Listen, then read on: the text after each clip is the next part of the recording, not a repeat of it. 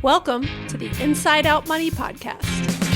Can't even recognize this place.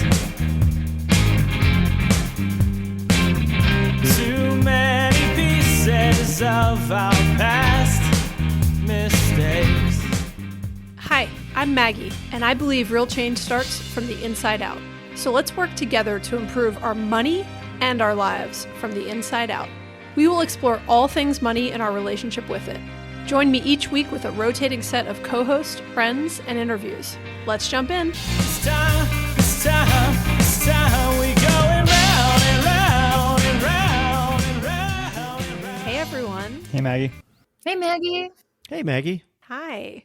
So I'm really excited for this. This is the episode that gets requested all the time. We did a mid-year 2023 expense review with all of us. Wait, did we decide Greg was there or not? Greg was not there. Okay, we just had a big debate about this. Apparently Greg was not there. I think I probably offered to invite you, Greg, and you probably were like, yeah, no, I'm good. You can go do it. And then this time I didn't even give you a choice. I just invited you and assumed you were a part of it. So welcome. Well, I'm here. Yeah, thank you. You're here. Let's do it. Glad to be here this time. The best part was he was like, no, I was totally there.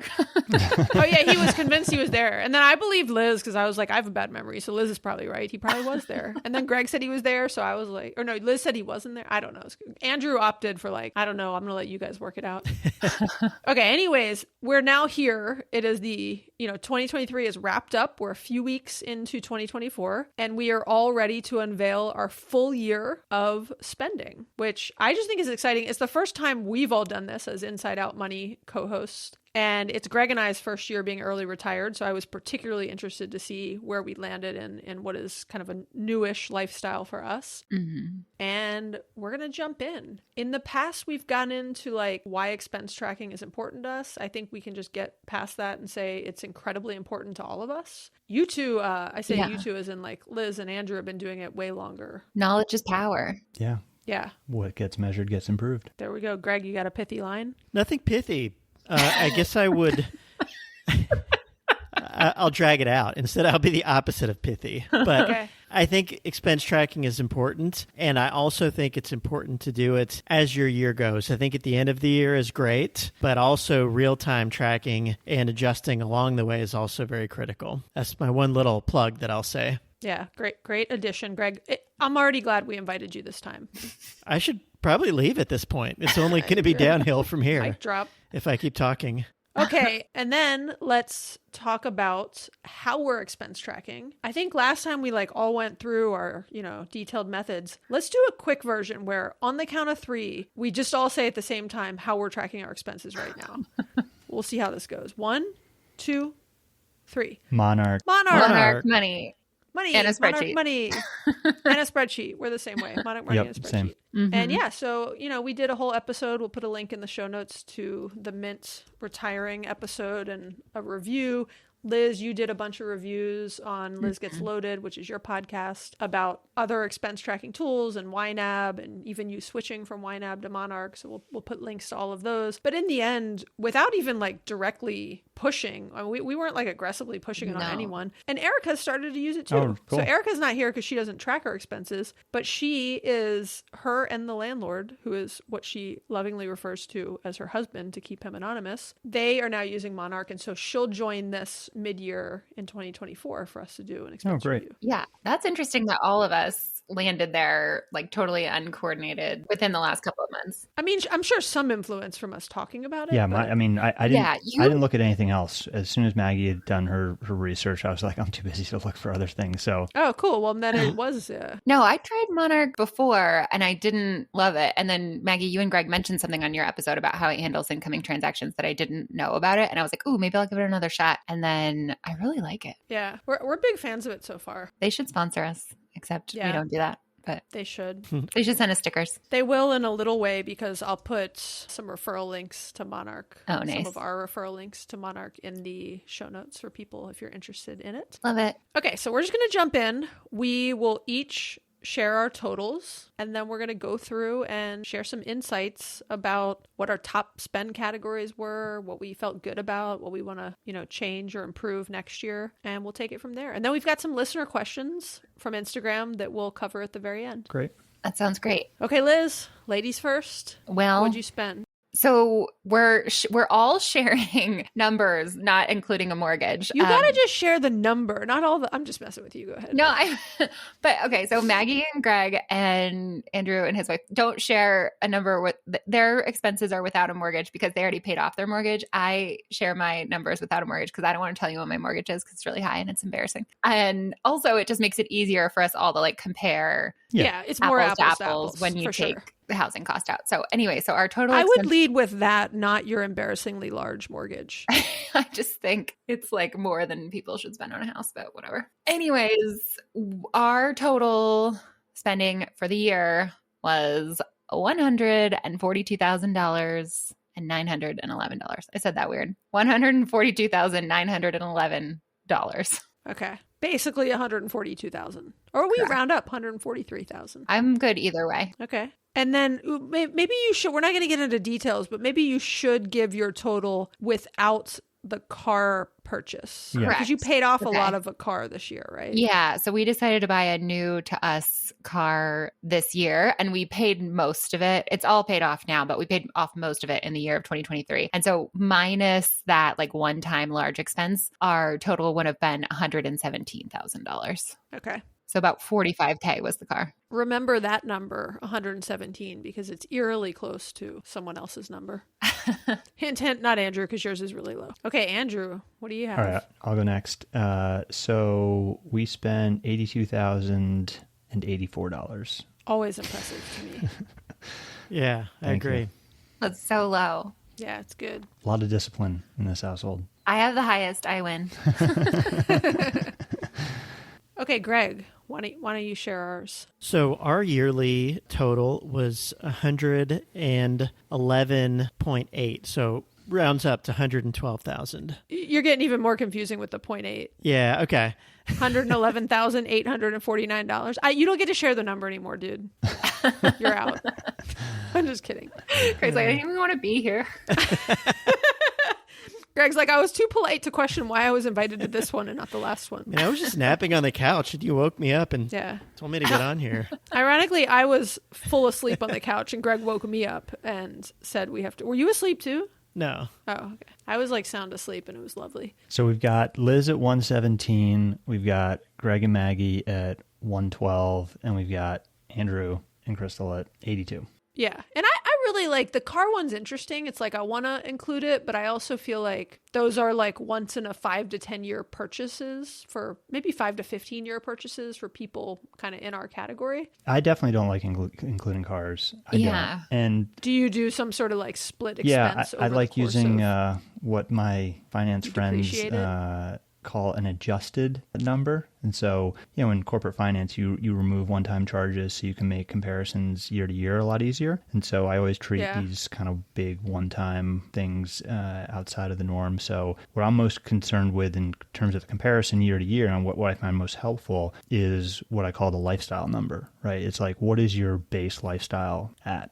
And so that's why I like removing the cars. I tracked it in our budget, like both with and without, because we were paying off like big chunks. Like some months we would put like $5,000 towards this loan. Some months we would put 10,000. Some months we would only put 1,000. So I kind of like, to Andrew's point of tracking what the lifestyle was, I liked calculating our spending with whatever like the minimum payment on the loan would have been, kind of treating it like normal, like a car payment feels like normal spending versus like throwing an extra $5,000 or $10,000 at the loan feels more like an anomaly, not something I need to account for in the future. And I forgot that you also didn't buy it outright at the beginning, so your total spend on the car was not the full amount of the car, right? So that makes a Yeah, difference. it's so silly. I just paid it off last week, so now it's going to be in my stupid But then you get to 2024 split budget. between the years. So And So, for what it's worth, I used to get like super hung up on stuff like this, like where things land and all that.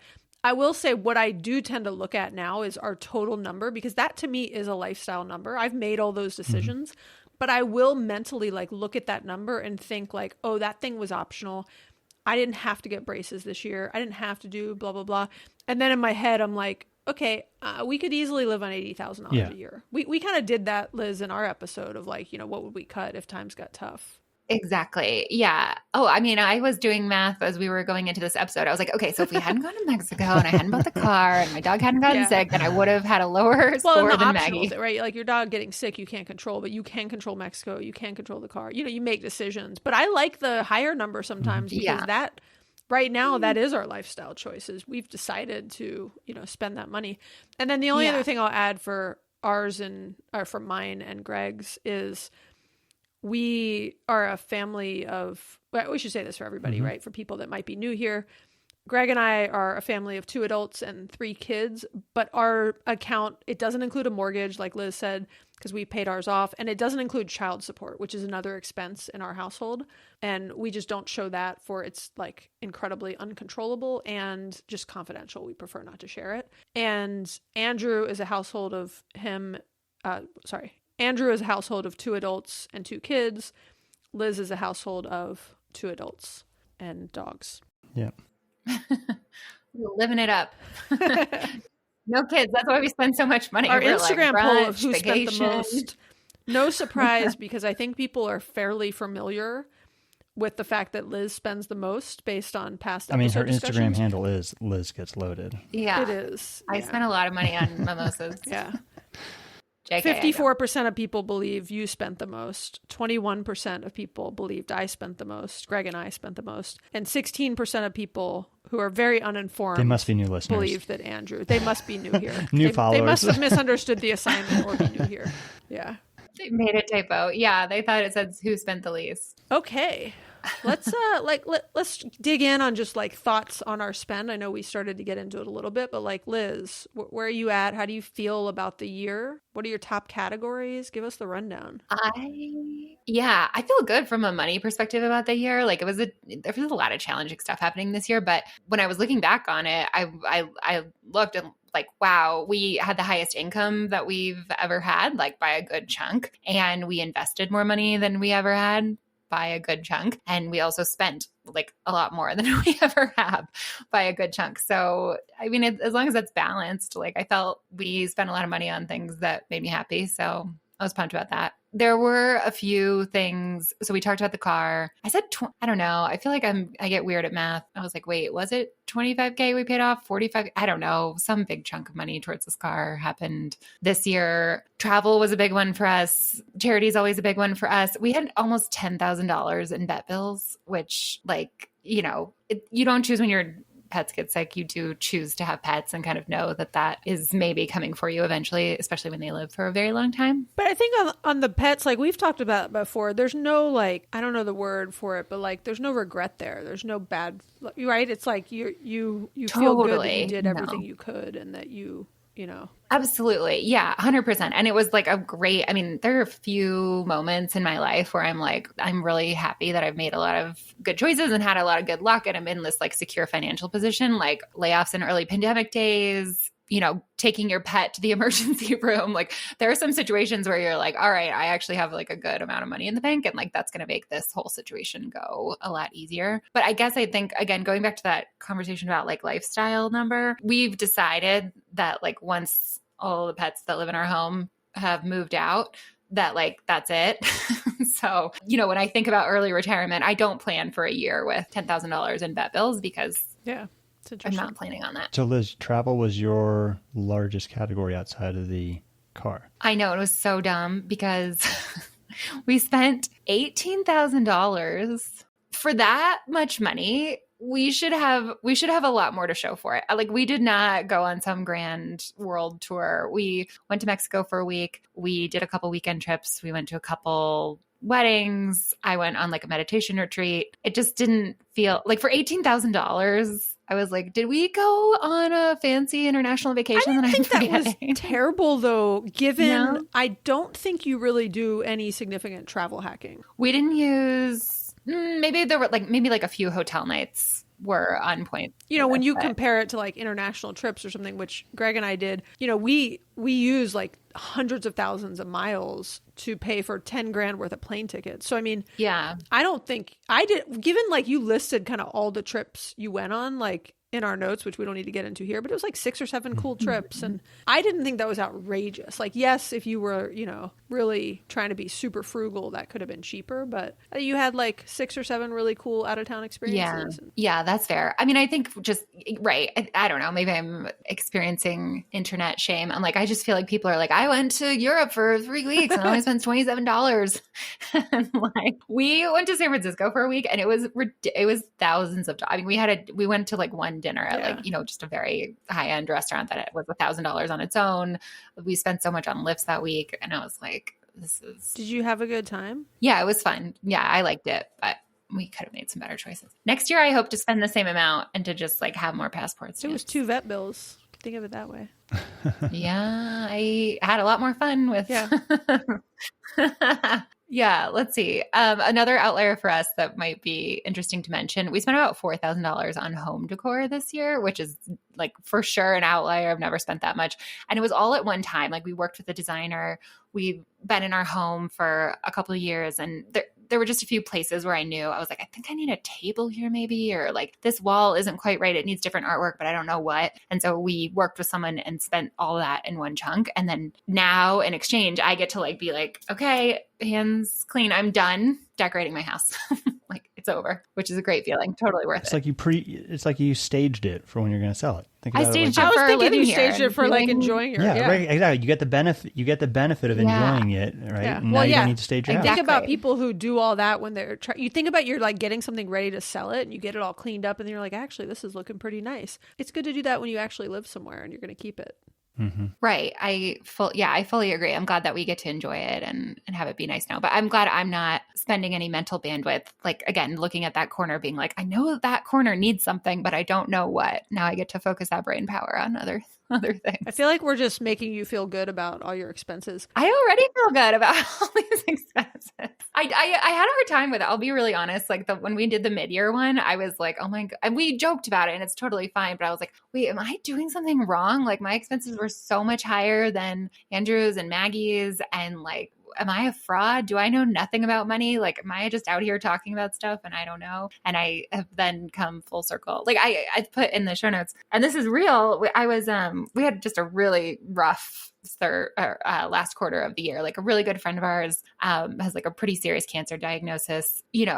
One of us decided to leave their job for like mental health reasons. Our dog passed away. Like it was just, we needed a vacation. And I was kind of going back and forth, like, should we take this trip to Mexico? Should we not? And it was in my head. I was like, well, if you go, you're like definitely going to be the highest spending. And, if you don't go, you have a shot at like being closer to where Maggie was. And I was like, Liz, that is the dumbest reason to like not go on a vacation. But, it was like I don't have the right word, like reverse peer pressure or something. It's like keeping up with the Joneses. The opposite of just in a different way. Like why? It's keeping down with the Joneses or keeping down with the fire, something like that. Live your life, like run your own race. So well, I think it's funny. I'm gonna address a review we once got, which I'm not gonna read like verbatim because it would take me a while to find. But early on, we got a review. You guys may not have even seen it on Apple Podcasts that said something to the extent of like, me and all the other co-hosts just spend a lot of money and seem to be fine with it. And like and I was like, well, if I could reply to all these reviews, sometimes I want to be like, look, I'm not trying to be defensive, but like take some context of where we're coming from, right? Like we're all in our late 30s, early 40s. Are we all in our 40s? Mid 40s. I'm an elder millennial. A lady doesn't tell her age. That. Hey, I got called a millennial core this morning by one of my kids when I was like trying to wake him up with some really good energy. But I thought she called me a millennial whore. It was very early in the morning. And I was like, what the? Like, and that is something that one of my kids might say to me, like jokingly. And then I realized she was like, no, you're millennial to the core. And I was like explaining that I'm actually considered an elder millennial. And I was like defining all that. And they were just like really like ribbing on me over breakfast this morning. Anyway, not sure how we got here. The point is, we all have worked decades very hard, gotten to a point where we're making, we can define good money different ways, but like we've worked hard for our careers, in our careers, we're making decent money. Yes, we are spending higher than some other people are who might be making, different amounts of money, but we're spending intentionally and we have very high savings rates and we're, quote, paying ourselves first and we're doing all the right things financially that, we're, quote, supposed to be doing. And we are able to take that trip to Mexico, buy a new car if you want to or need to, right? And so I do think it's sometimes tough because people, especially in this movement, feel, and I say movement, like in the kind of, FI space, feel like guilty or bad or shameful spending their money. And I don't think we need to be made to feel that way, and it is tough because it's a normal feeling. And I have the same feeling at times, especially when I read a review like that. I'm like, oh, I'm not allowed to like be transparent about how I'm making these spending decisions and the emotions that come up with it and, all of that. Even the way you expressed it, Liz, was that you knew how much you'd spent on travel up to that point, and you intentionally made a decision because that was an important trip for you. And again, I think that's intentional spending. I think many of us at times probably would have taken that trip without really even knowing what we'd spent or even knowing how we were going to pay for it and just said, I guess I'll just charge it. And you didn't do any of those things. So I think, as Maggie said, you're spending intentionally. And I think that's kind of what we're striving to do, is not necessarily to get to the rock bottom, but to spend thoughtfully and intentionally and know where our money is going. This is why we invite Greg to the party. He just has these nuggets of wisdom that the rest of us do not have. Yeah, fully agree. I don't think I work any harder than like lots of people who don't make as much money as I do. Like, I don't think necessarily like hard work plays into it for me, but I do think like, we all earned the money that we have fair and square, like in the, in the circumstances with the hand that we were dealt. And totally agree, Greg. Like, we're making mindful spending decisions. But I also kind of agree with that reviewer. Like, I do kind of spend a lot of money and I don't care. And I've spent a lot of time getting to the point where I don't care. Like, I used to have a lot more anxiety about it. And so it's like nice to be at the point where I feel more comfortable spending it. Yeah. Mm-hmm. Okay. Anything else you want to share about your spending?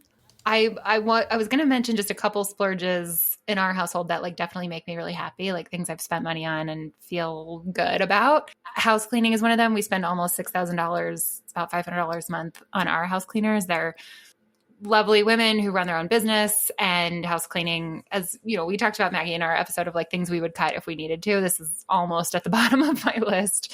This is definitely a priority for me. And live performances are a priority for me. We spend about $3,500 on like concerts, shows, plays, musicals, lecture series, just people doing things on a stage is one of my favorite things. I always feel like that's money well spent. And, those things are a lot more fun to spend money on than vet bills or medical bills or car repair, anything like that. They just feel better, right? Yeah. Yep. Okay. Should we shift to you, Andrew? How'd you spend that 82K? 82K. So overall, it was a pretty solid year for us. We've averaged about 80K for the last 6 years. And so it was a fairly typical year for us. There were definitely puts and takes compared to previous years, but it was fairly typical from a spend perspective. The two biggest kind of outliers for us were we had a 10K spend for some foundational repair supports that were needed on the house. So hopefully that is just a one-time. And then I sold $5,000 of camera equipment. So that was on the positive column.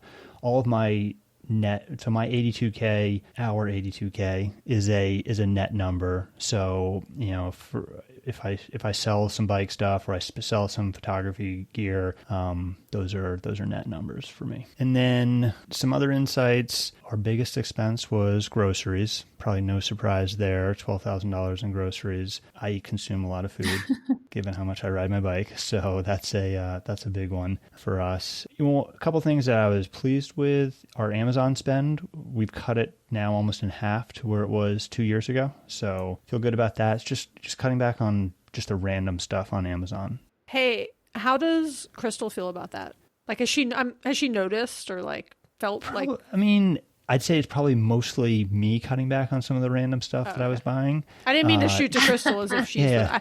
But I more just was curious. Like, I know you feel good about it because you don't require much to be happy. She still, like, a lot of the Christmas presents that we buy or stuff for the kids, she'll still buy on Amazon, but she didn't have a whole lot of miscellaneous stuff that was being bought that was not for the kids. So it is fascinating to me that you just made the decision at one point to be like, I'm not even breaking out Amazon and Target. Like, they're just their own bucket in the budget. That is like a bold choice, and I envy your freedom. Yeah, it got to be, our three, well, really, if you look at our spend by vendor, got the grocery stores, Kroger, Lidl, Costco are the three big ones there, mostly Costco and Lidl, and then Amazon and Target. And so it just got to be too much to break everything out within each of those. So if like I buy some furniture at Costco, I'll split that out. I'll do a split transaction, and it was in Mint. I got to figure out how to do that in Monarch now. Or if we do, It's super easy. Yeah, it's easy. Oh, good. Greg does it And all then day same thing long. with same thing with Amazon. If there's a electronics purchase or there's something, it's got to be like more than a couple $100 for me to break it out. Like anything sub $100, I'm not breaking out. There are just too many orders to do. It just wasn't the time benefit just wasn't there. So, and we typically buy the same type of stuff at Target and Amazon. So I think it's a fair comparison year to year. You know, we're buying the swim goggles, the swim caps, the swimsuits, like the soccer balls, like a lot of those kids required things. There's not much food that's bought on Amazon. There's definitely some food that's bought at Target, you know, pantry staples, things like that. But most of that's coming from Costco. So that's kind of how we approach the. Andrew, I might have asked you this in the past, but if and when you early retire and have more time on your hands, would you break that out? Just for fun. Just to have the data? don't- Well, that's what I I mean, don't- just for fun. Yeah. It's a Or would you retirement still hobby. have the same? Yeah. Categorize It's Amazon definitely become receipts. it's definitely been a time maximization thing for me. One thing that's interesting, I was reading on Monarch on the Reddit site, which by the way, Reddit has a great group about Monarch money, and people were talking about how if you use the Amazon and Target credit card, that they're working on integrating the purchases to flow in, so then you can actually categorize the line items for places like Target and Amazon.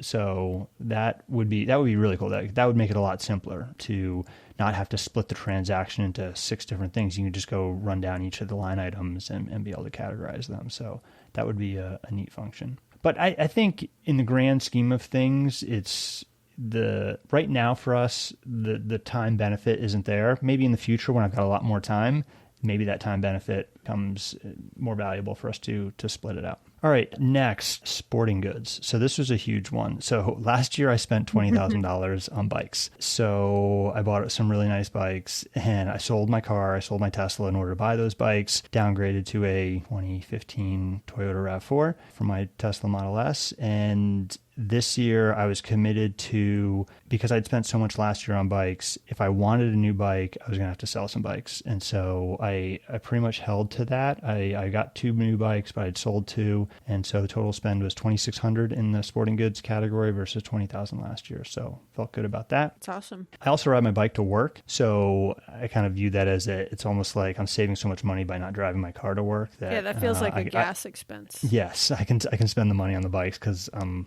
using them to get to and from work every day. Also, you're like a champion, so it's money well spent. Yes. A cycling champion.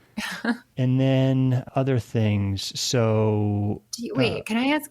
Yeah. I know that you do a lot of bike races, and I know that you win a lot of bike races. Do you ever win money? Is it that kind of thing? I don't know how this works. Yeah, like I've won. Like it's small money, right? I've won a couple $100 in some races, but it's not big It's money. not like Yeah. Don't you Okay. get like some sponsorships and things paid Yeah, for so as a result? all of that's one thing like in the sporting goods, but so sporting goods is for the equipment. Then there's a sports bucket, which is for all my entry fees. And our sponsors cover pretty much all my travel and all of my entry fees. So I didn't have any. So I went to Colorado and I went for Maryland for nationals. Those were covered trips. I like it. Yeah, it's cool. Okay. I don't mean to sidetrack. Yeah, I no. might. Maybe one day we'll do I would love like an episode of like all the finances of being like a sponsored athlete. Yeah. Like, do you have to pay income tax on it? You know what I mean? You know, on what? Oh yeah, do you have to people report do, that? kind of thing? Yeah. Yeah. So your kids, Andrew, are not sponsored, so you have to pay for their Kids activities, are definitely not right? sponsored.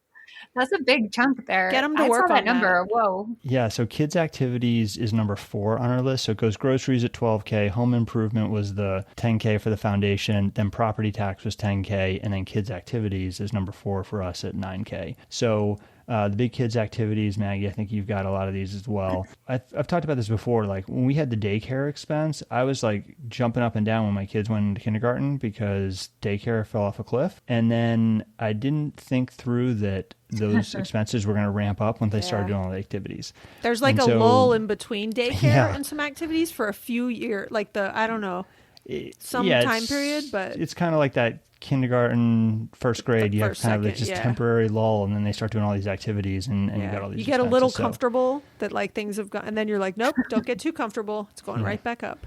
So the activities my kids do, they do year-round swim. So they're both on year-round swim team. And then they do soccer in the spring and fall, and then they take piano lessons as well. Although they stopped doing the piano lessons at the end of last year. They just weren't super into it, so they cut that back. But yeah, kids' activities, and it's always a category I'm happy to spend whatever they want. That is absolutely somewhere where I will not be frugal at all. If my kids want to do something, they can do it. They just have to be invested in doing it, and if they don't want to be practicing the piano or something like that, I'm like, if you guys aren't into it, let's not do it and let's pick something else.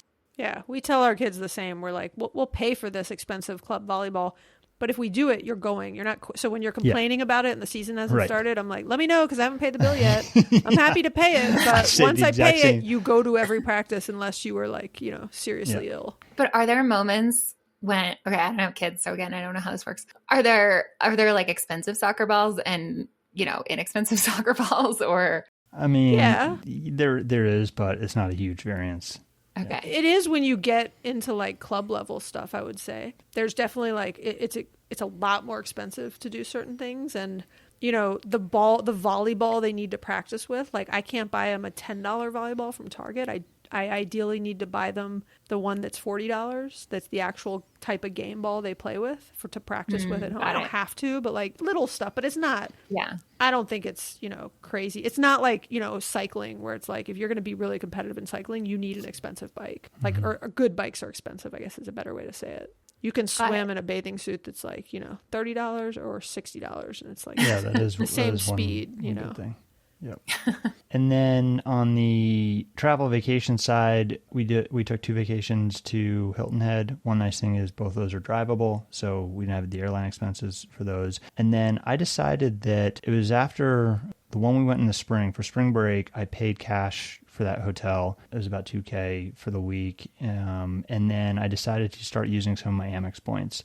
So I've got a boatload of Amex points from when I was doing a ton of travel. And so I just decided they're sitting there, they're losing value, and I should start using them. And so we used those points for the second trip for fall break. Nice. I'm guilty of hoarding points too. They're so satisfying to have there. And like these points I've had probably for like 8 or 9 years. Oh my gosh, I'm not that bad. And it was, if you think about it, you could have had that money, like that money could be invested in the market, right? And so there's an opportunity cost of leaving them as points versus, well, I could cash them in, not have to spend that money, put that money into the market. And so there's a cost. And then also all the programs continue to devalue their points. So it's good to use them. That's one of the reasons why we went to cash for the credit card that we talked about last episode. And then that's about it for the highlights. Hit your medical, dude, because I'm like shocked by this. Yeah, so medical, we had pretty much no medical expenses. My gosh. And you're on an HSA, or are you not? Yeah, so we only had That's crazy. The annual checkups, which are covered. So for both dental and for medical. So we are super fortunate that both. Oh my gosh, knock on all the things. Ever have to like take a kid to like they got a cold and you got to pop them into urgent care because it's the weekend and. There was probably, and I didn't list these because. Yes, we're on an HSA, and there may have been $100 or $200, and I spend it out of the HSA rather than putting it on a credit card and then reimbursing myself, just because it isn't meaningful enough. If it was going to be like a $2,000-$3,000 expense, I definitely would do it like that. But for the small stuff, like. But you spend it out of an HSA and instead of letting your HSA stay higher and continue to grow tax free. That's a trick question there, Andrew. I'm surprised. Yeah, for a couple $100, I can't be bothered with doing the reimbursement. So I just swipe the card rather than doing the reimbursement. No. You don't have to do the reimbursement. The whole idea is you don't want to get Oh, reimbursed. yeah, right. Yes. You want to keep it. You want to save the receipt for like 10 years from now. But Yeah, that's why I don't want yeah. to have to save the receipt for 10 Yeah, years. I feel you. Okay, I can feel you on that on small Yes. stuff.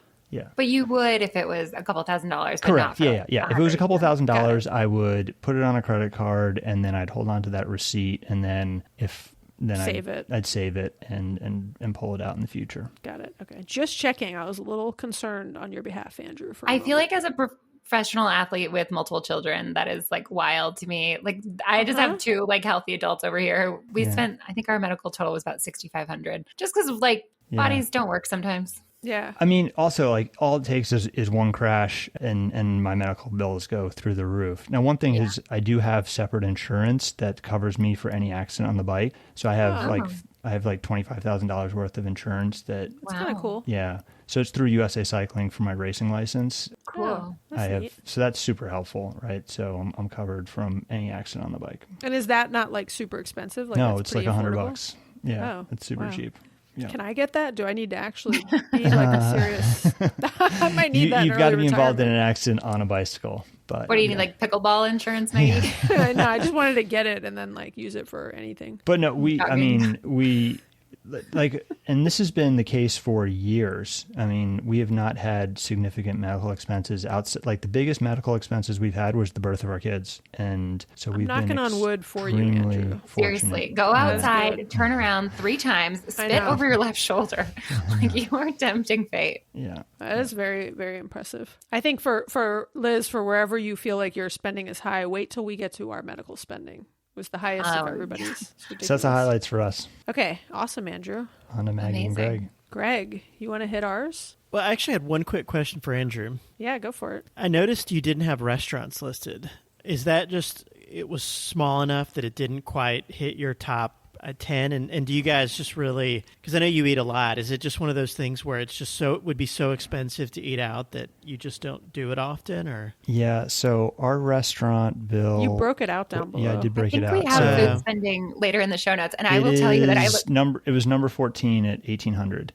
Okay. And almost 12 or 1,300 of that was when we're on vacation. Well, and if we're supposed to cover this as a separate item, we can just scratch all that and come back to it. Sorry. Yeah, let's go back. Yeah, No, it's we'll okay, come back Greg. to it. We'll come back. Okay. We decided to break food out, which, in addition to not inviting Greg last time, I also didn't send him the show notes until like earlier today.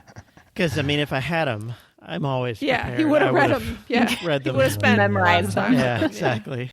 Okay, so our spending was, like we said earlier, $111,849. I still don't know how to say numbers anymore. Basically, hard. $112,000. And I thought that sounded high because I always in my head I'm like, oh, we're around $100,000. But then I actually went and did a detailed comparison to 2022, which was really fun.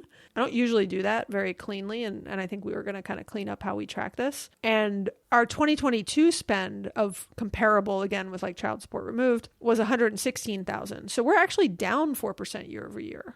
And I felt like we were kind of up in many ways, but so that made me like feel better. But Greg, you want to hit our top categories and stuff? Sure. Yeah. So our top category this year was a little unusual. It was medical, and it was nearly $26K, which is up 37% from 2022.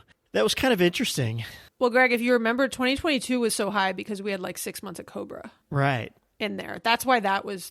Otherwise, it was like kind of. Oh, and Kate had like an emergency surgery, but Right. otherwise, like, so we were already on this like oddly high base. Yeah, and we I think thought this year was going to be less, but had a couple of one-time expenses, or 3 big one-time expenses. I got LASIK surgery, which was something that was it's medical, but you could call it lifestyle, but it's something I've been enjoying a great deal. And then Maggie, you and Kate had 2 big braces expenses. Yeah. So those were big, and that was the bulk of it. And then some of it was just our medical insurance. And even though our premiums were pretty low based on the ACA, we actually underestimated our income for the year, so we'll owe some back. So we estimated what we'll owe back to the government and included that in our total. So we originally thought our insurance, I actually got a question on Instagram on this, so I'll just hit it now. We originally thought our insurance, and we did a whole episode where we had it at $110 a month based on the subsidy we were getting, based on our estimated income. We just misestimated our income based on a number of things, including like dividends and things that when we had jobs, we never noticed really the like volume of dividends that were coming in. And now we're like, oh, $20,000-$30,000 in dividends like swings you way into a different subsidy range. And so rental property income came in higher than we anticipated. So it's like the combination of my DCP, rental property income, and dividends and some other investments made it to where we were pretty off in our estimate. So now we're thinking, we won't know till we do our taxes for sure, but we are thinking the true cost of our medical care in 2023 through the marketplace still with a subsidy was probably going to be about $450 per month for two people. So our kids are on our ex's insurance. And so that is still, to me, like Still seems reasonable. Yeah, it's reasonable. I thought 110 was like a steal. So, I And know, like, it was. yes, it literally such It a was steal. too We're good going to to have be to. true. Yeah, we Yeah. will have to pay back money to the government. We've actually already prepaid our taxes, so this is a very clean estimate that we paid already to the IRS. You know But what's we'll know the interesting? exact amount soon. That I hadn't really even thought about is this isn't really a fair comparison because Liz and I are Oh. paying health insurance. It's Out of just your not part of our paychecks. expenses. It comes out of our paychecks. Oh, Well, Liz, I don't yeah. know. It's a good Are point. you on your own plan or are you on your partner's? No, we're on one plan together. We've kind of bounced back and forth between our different companies, but it's actually, I'd have to go look at exactly what So it like is. ours is like, I think my premium is 300 or 350 a paycheck. So it's like That's a lot, it's yeah. like 650 a Seven. month. $7 grand. And that's on the high deductible plan too. So Yeah. it's like that's $6,000 in health. So when I say we didn't have anything, right? We still had $6,000 in insurance expenses. That is an right? interesting point of just Yeah. the nuance of like how we pay for insurance Right. now. So Yeah. so if we really did apples to apples, we would take that out, Take and that our out, number yeah. would be, I'm not going to do it here, but our number at a high level, instead of being 111, would be about 105. No, that's not right math. It's directionally correct. I hear what you're saying. 107. Yeah, ours is pretty inexpensive. Like, it's not that much money, especially because we don't have to put kids on it. But I actually, when I track spending, I basically treat health insurance premiums like taxes because, Yeah, which is what Andrew does. So I mean, you're right that it's not like apples to apples. yeah, I just don't think we should have to pay for it. So I'm like, taxes should pay for this. So I'm just going to call this income tax. Let's pretend they do. Yeah, and I only honestly I break that out with such detail because I get so many questions about Totally, what yeah. insurance looks like post having a W-2 job. So we like to be as transparent with that as possible. Okay, keep rolling, Greg. What's next? Next- Medical was incredibly high. It was. Next largest category was travel at 22.6K. That was actually down 25% from last year. Last year, as you may remember as listeners, we took our big Europe trip for 6 weeks, and that was a lot of expense. And even though that's a pretty high expense, we packed a lot into that. And so we did try to utilize travel hacking and points to bring some of those expenses down. And some of that actually includes our trip for next summer. We've already bought our airfare for this coming summer's trip. So that is included in that 22.6. But in fairness, like every year there's stuff that You're always buying- you're we'll always come back buying next something, year. right? Nothing's like perfectly That clean. is true. Next category is home, and that is at 18.2 thousand. That's down 15% from last year. Last year, we really bought a lot of new furniture for our living room because we'd not updated it in quite a while. That includes things like our home, our taxes, and our annual real estate taxes. 'cause Yes, it thank you. doesn't get paid through our mortgage, so we have to pay the bill directly. right. So it's property tax as well as our homeowners insurance as well is in that category. I'm not really sure what else is in that category, to be honest. Lawn care, maybe. Oh, lawn care is a big one. Lawn Thank you. care, utilities, everything. Oh, utilities, would lawn be in care. home. Thank you. Yeah. Thank you, folks. I don't know where my money goes because I was like, really, taxes and insurance should be like under 10K. The other half is. Do you have lawn care and subcategories utilities. on these? Do you guys, We do, yeah. Okay. It's in another sheet that's just not pasted in here that I could go to. Oh, look, here it is. Yeah, home insurance. I can't see it on the screen very easily because I've got it too small. Yeah, so like home insurance was $2,200. Utilities, we'll do utilities later. But it was $4,200. Lawn care was only $1,500. Some repairs. What was home repairs? Never mind. Anyways, it's a bunch of little things that add up. Yeah. Our next category is kids at nearly $16,000. That was also down from the prior year. That includes all of our kid-related expenses. So any kids' activities, that includes gifts to the kids, that includes clothing to the kids. So sports, sports like summer camps, exactly. Thousands of dollars. Mm-hmm. And then our next category was food. That includes both groceries, restaurants, as well as alcohol and bars. So that was $10,121. So that was pretty good. That was up since last year. But our food is tight. We're going to do like a food breakdown at the end of this because I know people are always fascinated by that. People love. I have only ever posted 2 reels on Instagram that got any kind of traction at all, and both of them were about the cost of groceries. Putting grapes in a bowl. Yeah. It's literally like a 5-second video of me putting grapes in a bowl and being like, "Man, grapes are pricey, but you love them." We know you love your grapes. 500,000 views. Like what? There's a lot of people with grape What a fetishes time out to be there. alive. I think that's actually why. I'm just kidding. No. Well, I think food is very personal, right? People love food. They love eating. And it's something that you can influence a lot of control over. I mean, you can with your home, but once you've purchased your home, unless you're going to move, it's, whereas food is something that's real time. I mean, you can real time adjust. And I think with inflation, a lot of inflation was related to food items. I have spent so long trying to figure out, because I just, I'm not like out making content purely for like the views and likes, but like I can't help but look at the numbers and be like, every time I talk about food, the humans come and they show up and they're like, let's talk. And I think you're spot on. It's that it's universal. So like everyone has to eat, right? It's not like, expensive bikes. Like I don't relate to that. That's not something I do. I don't have kids, whatever. It's universal. It's super personal. Not to be like, this is going to come out wrong, but like you put it in your mouth. Like there's like, it's extremely personal. Like it's like a visceral experience. Like when you experience your food, we all have to make decisions on it. To Maggie's point, every single day, multiple times a day, we have to make decisions about food. And, again, to your point, Greg, like with inflation, it's like one of the things that's been impacted the most. I don't know. Humans like love to know what other humans are spending on food. This is like our favorite thing in the whole world. Well, this is a different way of saying what you said about like it's universal, like we all eat, but it's comparable too. Like nobody can sit there and compare our utility bills because we all live in different parts of the world with different size homes. We have different hobbies. We have different medical situations. Like there's just not a lot of like, it doesn't apply to everyone, and it's not worth putting too much energy into comparing certain things like that. But food is comparable. Like we all, minus different activities and like the fact that Andrew needs to eat for 3. In general, like we all need, in theory, about the same amount of sustenance to survive. It's I'm oversimplifying it, but you know what I mean? Yeah. And so I just think it is like fascinating to see what I think people find it fascinating to see what people different people do to get that sustenance. And there's so much like pleasure, and then there's drinking and not drinking and eating out, and like there's so many decisions you can make that can swing it quite largely. I think 100%. It's amazing. Okay, well, we'll get into food soon. Don't worry, folks. Don't worry. Here it comes.